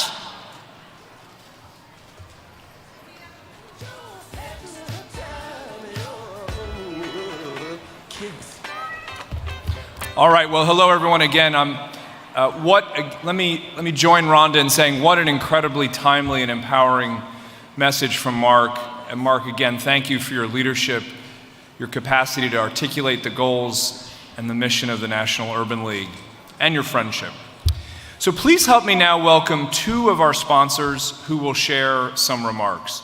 AJ Barkley is the head of Neighborhood and Community Lending with Bank of America, followed by Kimberly Blasingame, who is the Talent Acquisition and Diversity, Equity, and Inclusion Head with Centerpoint Energy. AJ and Kimberly.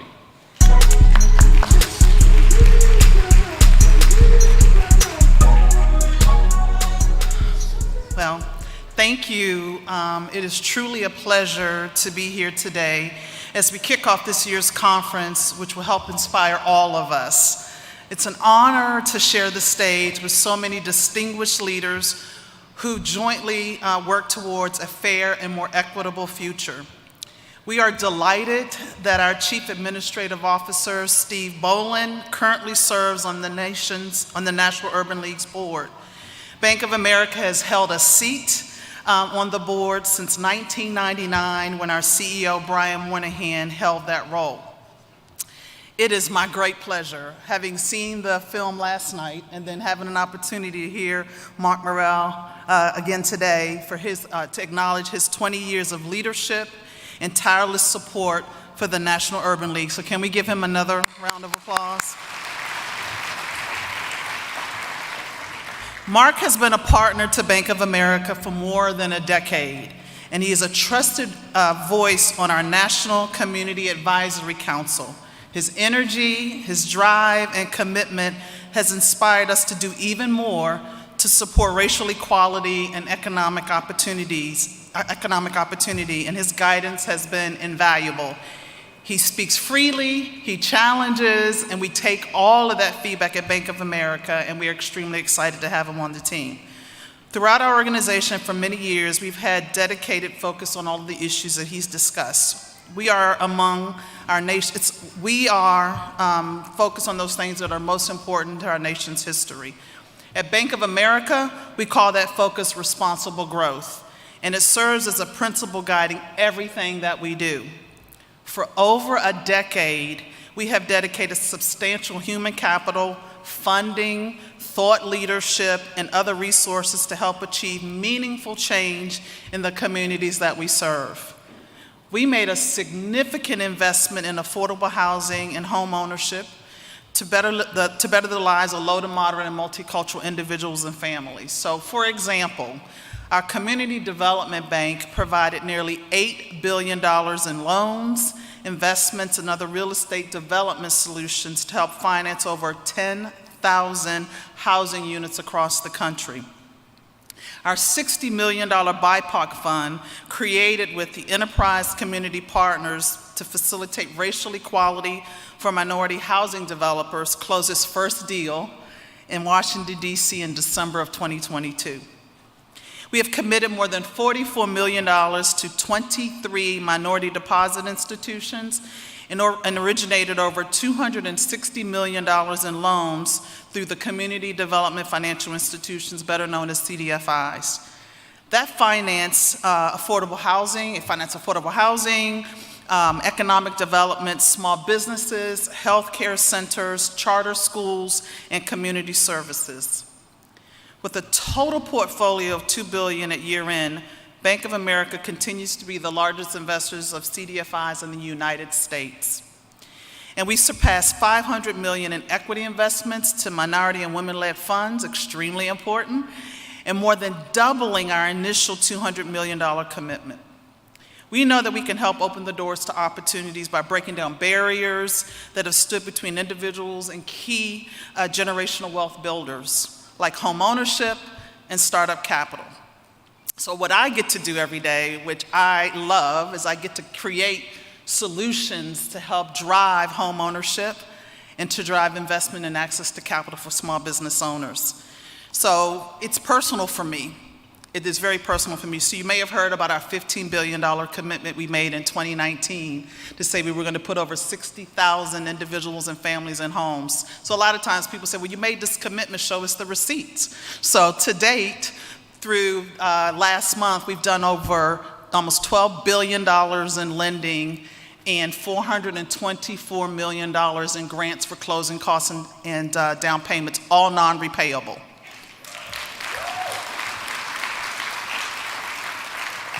And so that's 42,000 individuals and families that may not have realized the power of home ownership. These are first-time home buyers.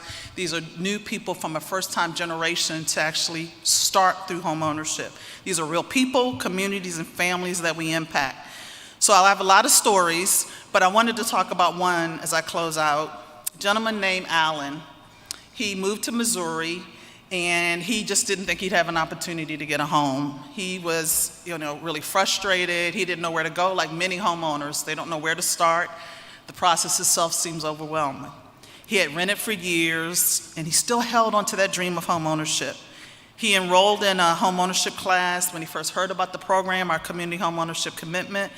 He spent time with the lending officer. He listened. He did all of the, took in the advice and counsel. helped him to understand the home buying process, and opened even more opportunities for him. Ultimately, the grant programs helped him to afford a home. He put down roots. His family comes and spends time in his backyard for barbecues. He can paint that wall purple if he wants to. He can do whatever he wants to do with his house. But there are many more stories like this one, and we'll continue to leverage our scale at Bank of America, our financial capabilities, and the talent of our people to uncover them. We want to ensure that we deliver on the value for you, our key stakeholders and others, to understand our tools and resources to help all of our communities prosper and thrive. So we're delighted to be here. Thank you so much.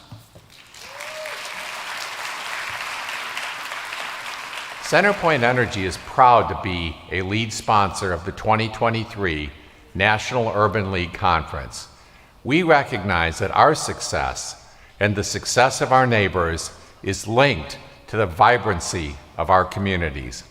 The CenterPoint Energy Foundation is committed to helping ensure that our employees and communities have equal opportunities to thrive. Through our work, we strive to be a catalyst in our communities by leveraging everyday opportunities and resources to achieve extraordinary outcomes.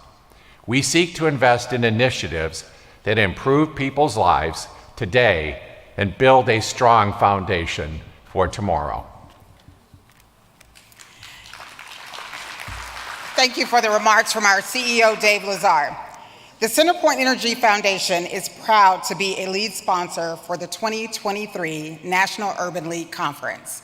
At CenterPoint Energy, we are committed to helping ensure that our employees and our communities have equal opportunities to thrive.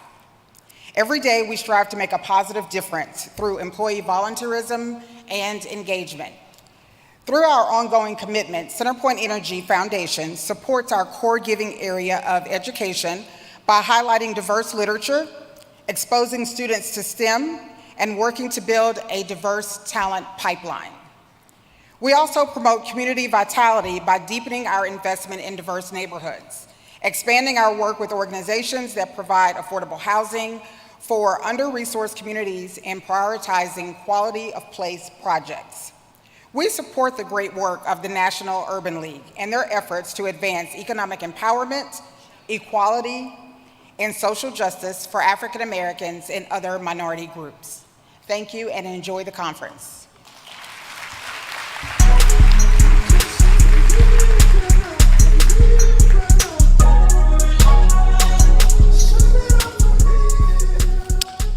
All right, well, thank you, AJ and Bank of America and Kimberly and CenterPoint Energy for your support of the Urban League. It makes all the difference in the world to us. So let's turn our attention to this great city of Houston.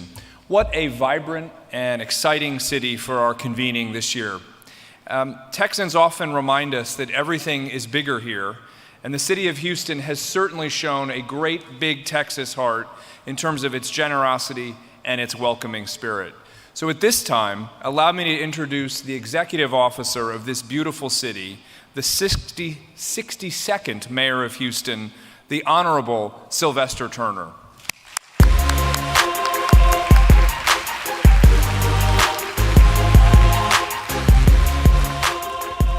Thank you very much. And look, let me just take these couple of minutes to welcome you to the city of Houston. And I certainly appreciated the opening remarks coming from the president and CEO, Marc Morial. So I'm not going to repeat all of the things he told you about the city. And I'm not going to tell you about the city having the largest medical center in the world right here. And I'm not going to tell you that we are the energy capital of the world. And the city of Houston has the #1 port in the United States.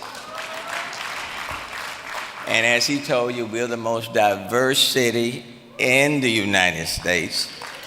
And that's factoring in New York, LA, Chicago, all those cities.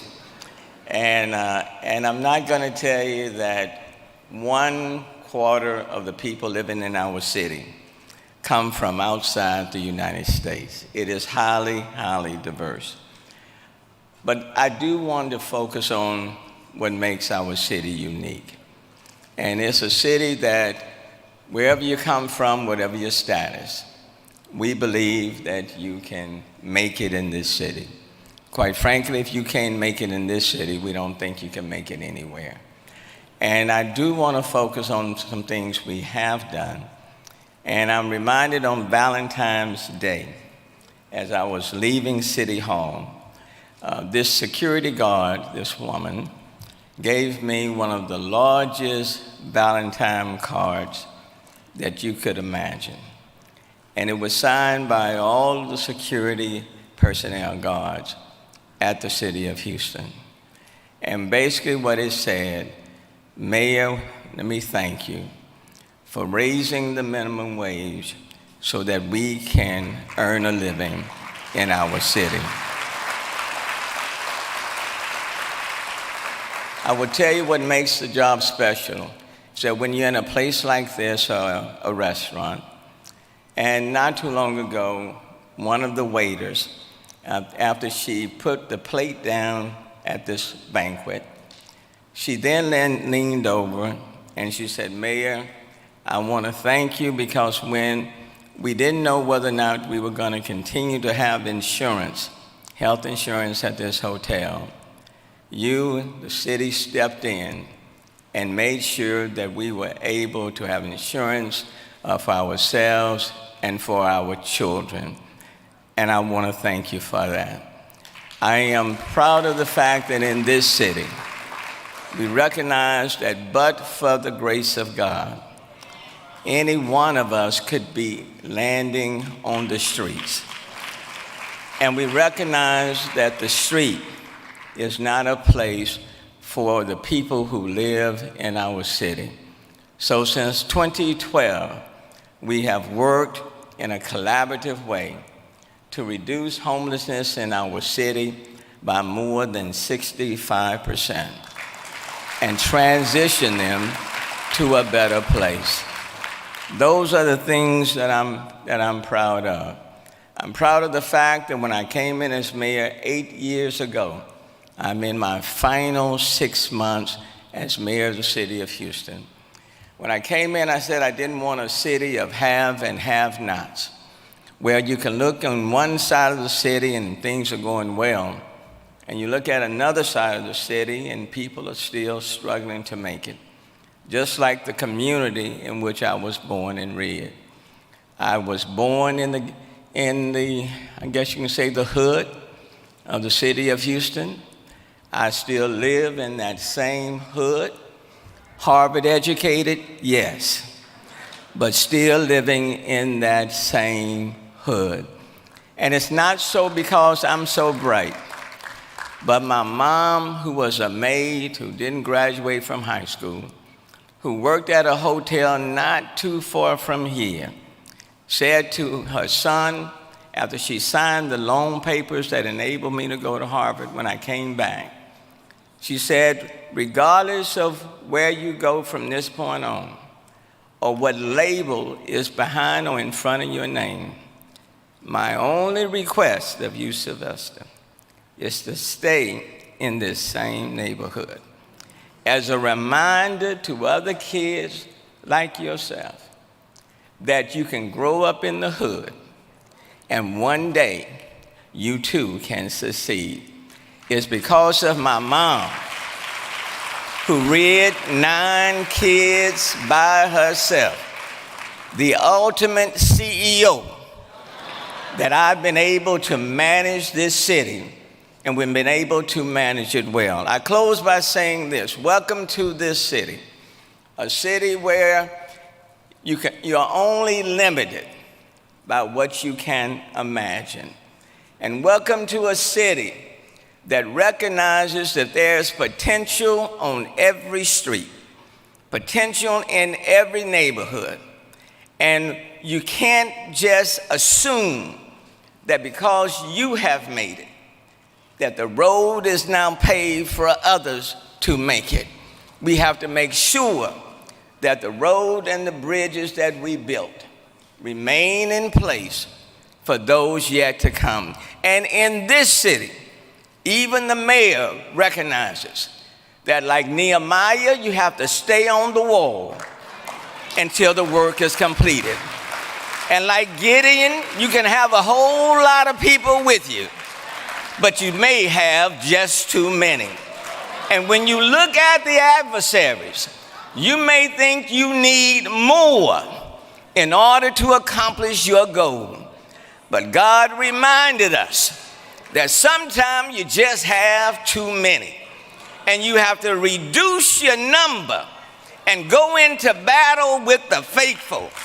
And if you go into battle with the faithful, God will give you everything you need in order to be successful. Welcome to a city where no matter how bright you think you may be, there's still a God upstairs that gives you what you need to face the enemy that's in front of you. Welcome to a city where the best has yet to come. You enjoy it, and we look forward to hosting you for the next 2 to 3 days.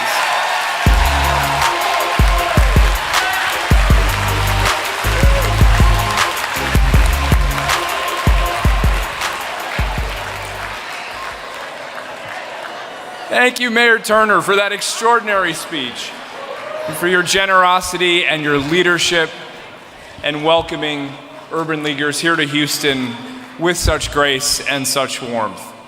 Now, please help me welcome back the President and CEO of the National Urban League, Marc Morial, for a very special presentation.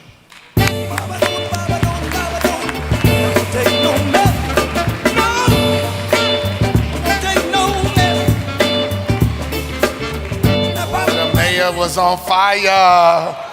Give it up for Mayor Turner. And to our chair, Tim Murphy, another big round of applause. Thank you, Tim.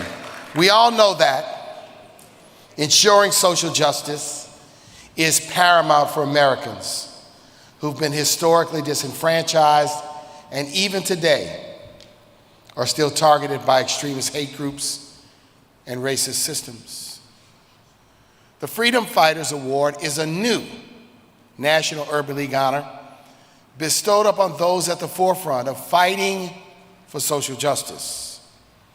Not only fighting, but winning that war with grace, under fire and fire in their hearts.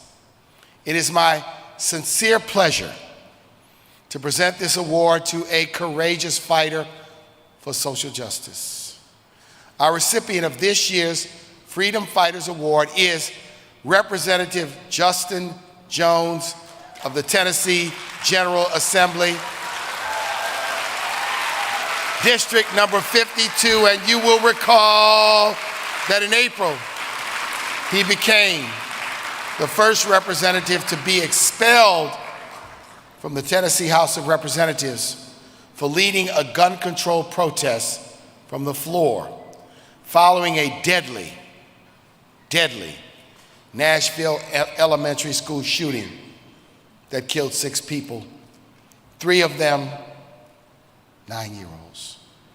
Just 4 days later, the City Council unanimously voted him back into the District 52 House seat, sending an intentional message that the threats to democracy will not be tolerated. Representative Jones is a warrior, and we are proud to honor him today. So with the Freedom Fighter Award for 2023, I'm proud to recognize Representative Justin Jones of the great state of Tennessee. Congratulations. We gon' be alright. We alright. We alright. We gon' be alright. You can hear me, you can feel me. We gon' be alright. We alright. Huh? We gon' be alright.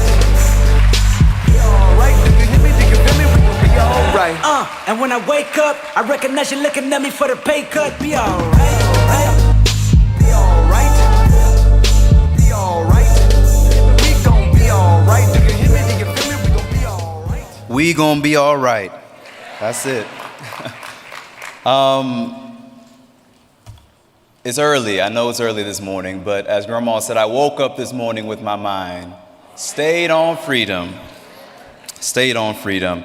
Good morning, family. Today I'm honored to receive the Freedom Fighter Award because it represents the spirit of what we are building in Tennessee.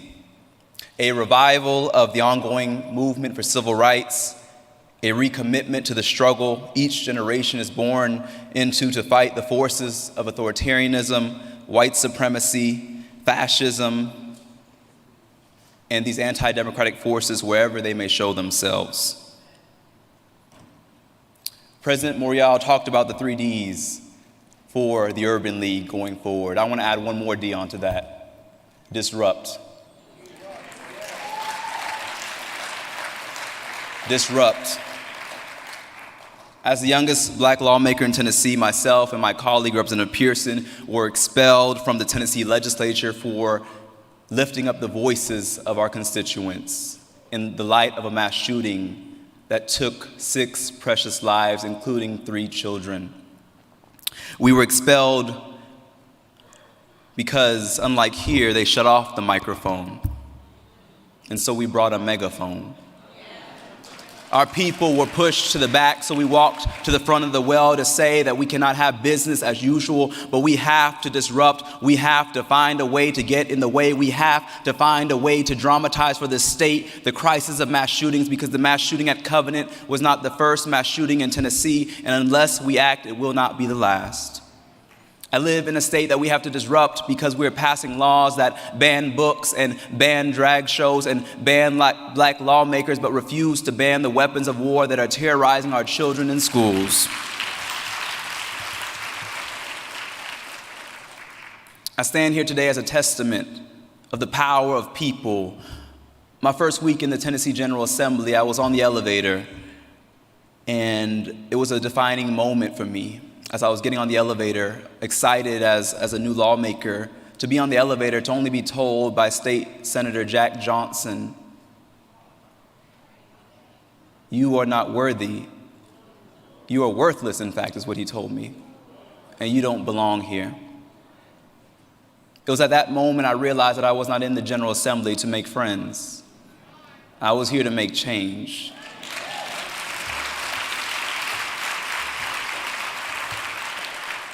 And when they expelled us, it was not about us as individuals, but it was about expelling the power of the movements we represented.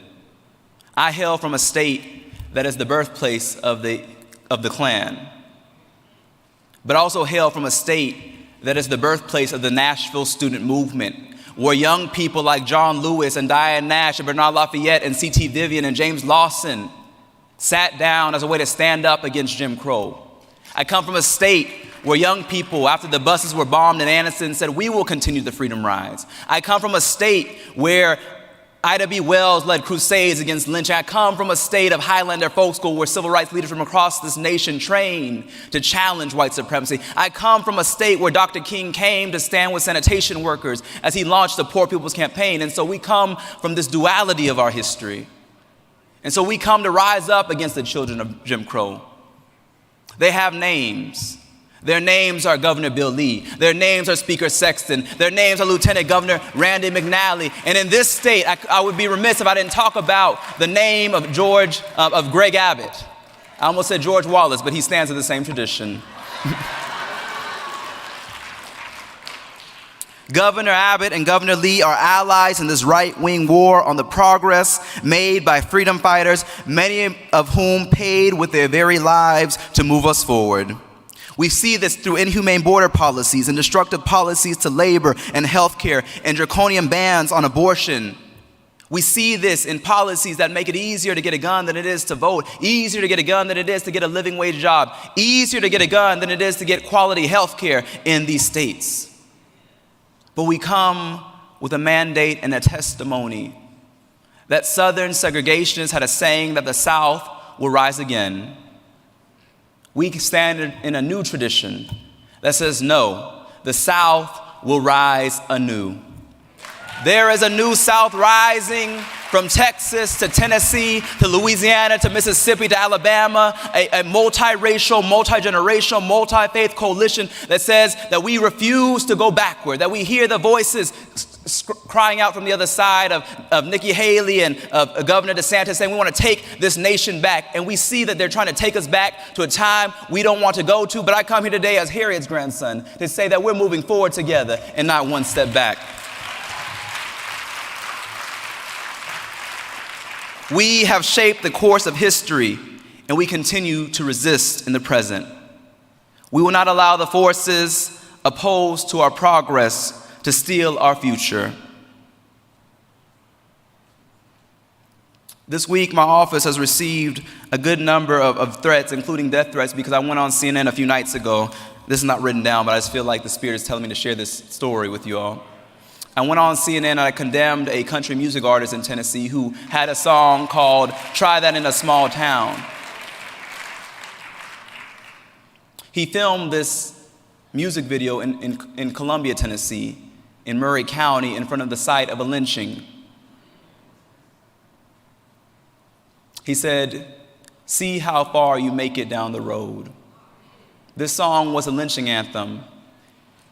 And I knew that if we allowed this rhetoric, if we allow racist, violent rhetoric, then it would simply become racist, violent actions. We had to condemn it. Because I know how far we have made it down the road. I see it. I see it in the young people who took to the state capitol in Tennessee by the thousands to demand better of their elected officials. I see it in the mothers who came to the governor's office and forced him to call a special session so that on August 21st, Tennessee will be the first state in the nation, southern state in the nation, to declare a special session explicitly on gun violence. I see the power of people moving, and I see the forces of these extremists like Jason Aldean trying to take us backward because they're afraid. They're afraid of this new South, this new vision of America that we represent. But the truth be told, Urban League, if they really cared about small towns and cared about all people in these southern states, they would go and speak up when these small towns, these rural hospitals were closing. They would go to these small towns when people were making starvation wages. They would go to small towns like Murray County, Tennessee, where the water was being polluted. But this is not about small towns versus urban communities. This is about inciting a culture of division and fear, because that plantation politics is the only way that they maintain power. But there's an uprising happening. And in Tennessee, I believe that if we can change a state like Tennessee, family, that we can change this nation. I believe that their extreme reaction to expel us was really revealing their hand. There's a saying in the South that a dying mule kicks the hardest, and this mule of white supremacy is dying. Their time is coming to a close. And that's why when I come up there as a black and indigenous Filipino lawmaker with long hair and earrings, they don't know what to do. They don't know how to react, because we don't go there for them. That each time we stand in the well or sit in committee, that as Maya Angelou said, we come as one, but we stand as 10,000.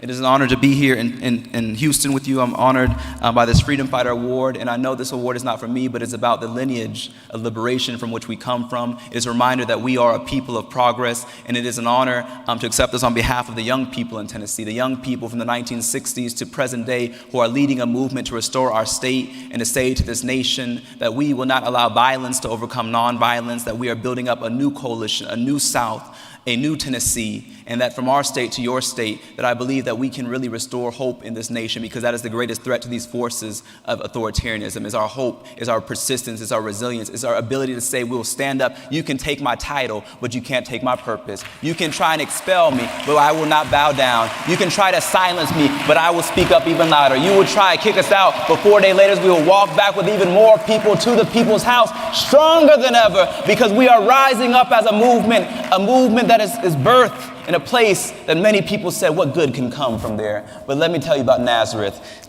I'm not going to preach today. Bless you, family. Thank you.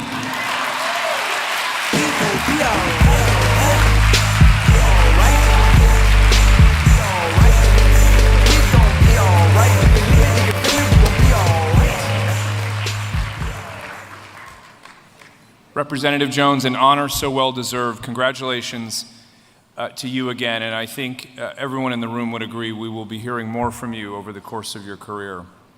It's now my pleasure to introduce two of our 2023 conference title sponsors. We're happy to hear remarks from Glenn Wright, who is the Senior Vice President of Renewables and Energy Solutions at America Shell, based here in Houston, Texas, followed by Nicole Nikki Clifton, who is President of Social Impact at the UPS Foundation at UPS. Please help me welcome them to the podium.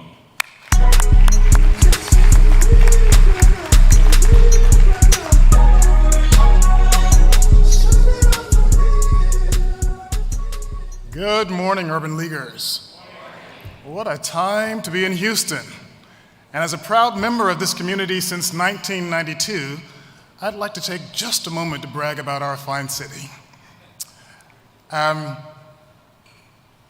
Houston doesn't just have a diverse population. We have diverse leaders and role models.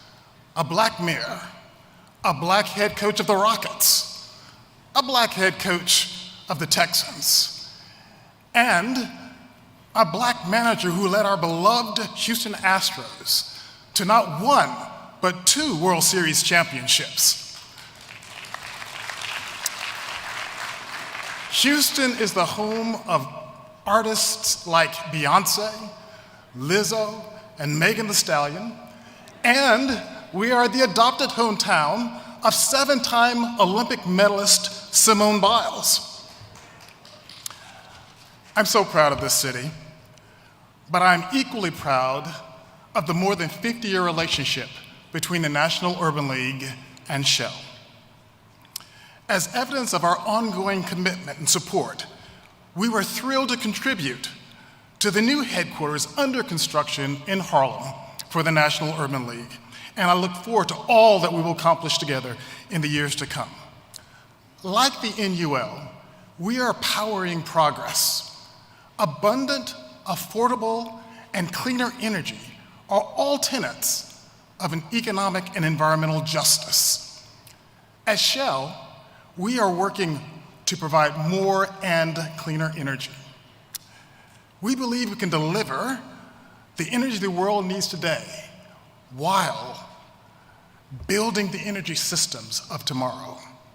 But to truly make progress, we believe everybody must experience the economic, social, and environmental benefits of a changing energy system. To put it succinctly, no community can be left behind. Everybody must move forward. An inclusive energy transition means listening and engaging deeply with the Black community and helping to create opportunities as the energy systems change.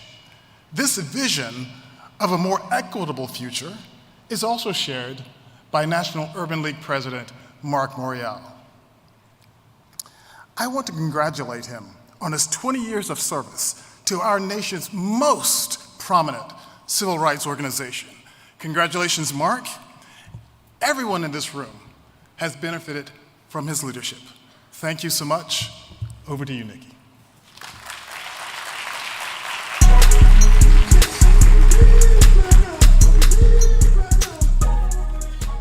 Thank you so much, and good morning, everyone. It's wonderful to see you all, and I bring greetings on behalf of more than 500,000 UPS employees all around the world. So thank you all for being here. UPS was founded in 1907, and our commitment to being a caring and enduring delivery company that moves the world's packages around the country is unchanged. And we are super excited to be here as partners of the National Urban League. As president of UPS and the Social Impact division of our company, I have the privilege of advancing a broader agenda to deliver issues of equity and access around the globe. One of our most rewarding partnerships is with the National Urban League. Our collaboration started in 1957 when UPS joined forces with the National Urban League to hire the first Black package car driver. Can you imagine a time when Black people could not deliver packages through your front door? So UPS and the Urban League teamed together to identify Ken Jarvis. Now, Ken Jarvis started as a part-time package handler, and he worked his way up from the first African-American package car driver to an executive in our company, where he retired as a senior vice president of human resources. So as you can imagine, this partnership and the activation that the Urban League has assisted in us creating a more equitable and just world is deeply meaningful. Together, we've been making a difference for more than 60 years, from empowering 30,000 students and entrepreneurs with critical skills through the Entrepreneur Centers, to helping more than 1 million future Black Executive Exchange Program students create their most highest potential. We're harnessing the power of education, professional development, and networking. And notably, as we've heard, this marks the 20-year anniversary for the incredible leader of this organization, my friend Marc Morial. Marc, congratulations on this amazing milestone. We applaud your expertise, your resolve, and your impact. I was so inspired this morning by his remarks, and I know you all were too. And it makes me proud, as the president of the foundation, to have invested more than $28 million to help the National Urban League realize its mission and its vision. On a personal note, I want to thank Marc for his enduring friendship, which we cherish. Enjoy the rest of the conference and continue leading. Thank you.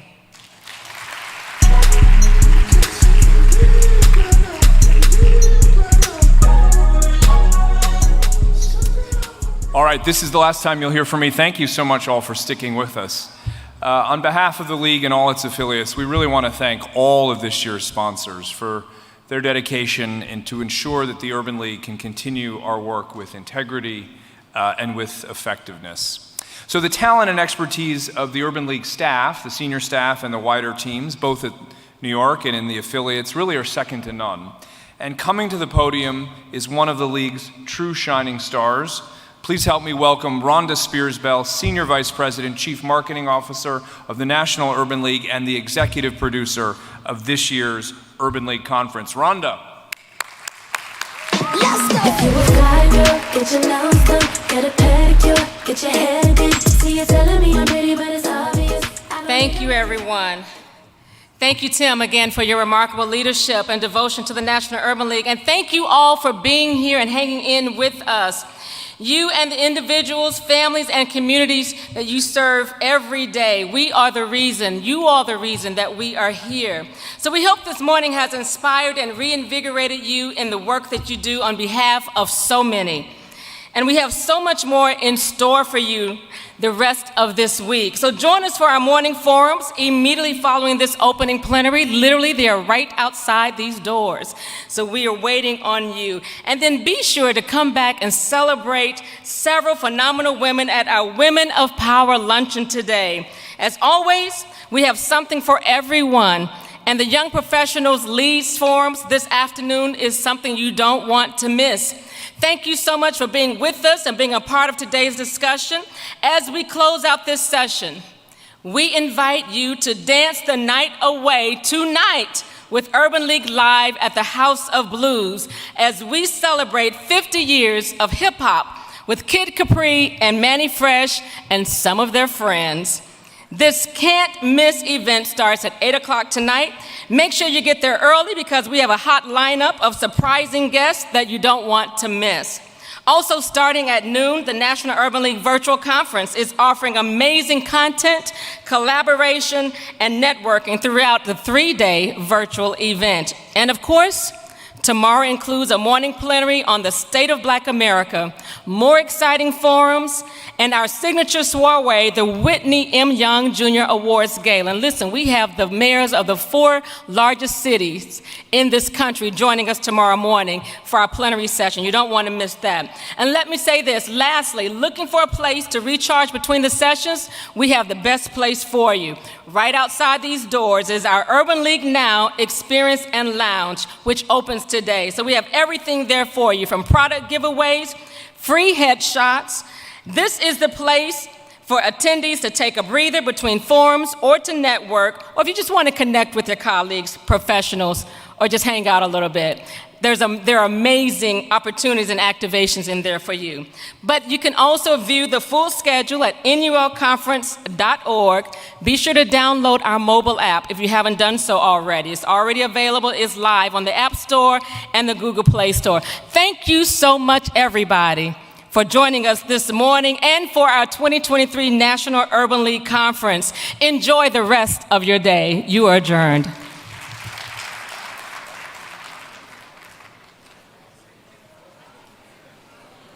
There's always that one person that will always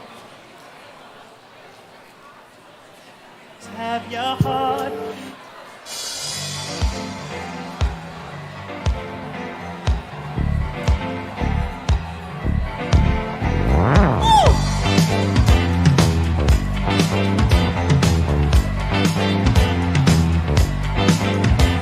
I don't know what's gonna happen to you, baby, but I do know that I love you. Walk around this town with your head all up in the sky, and I do know that I want you. Let's dance, let's shout, shake your body down to the ground. Let's dance, let's shout, shake your body down to the ground.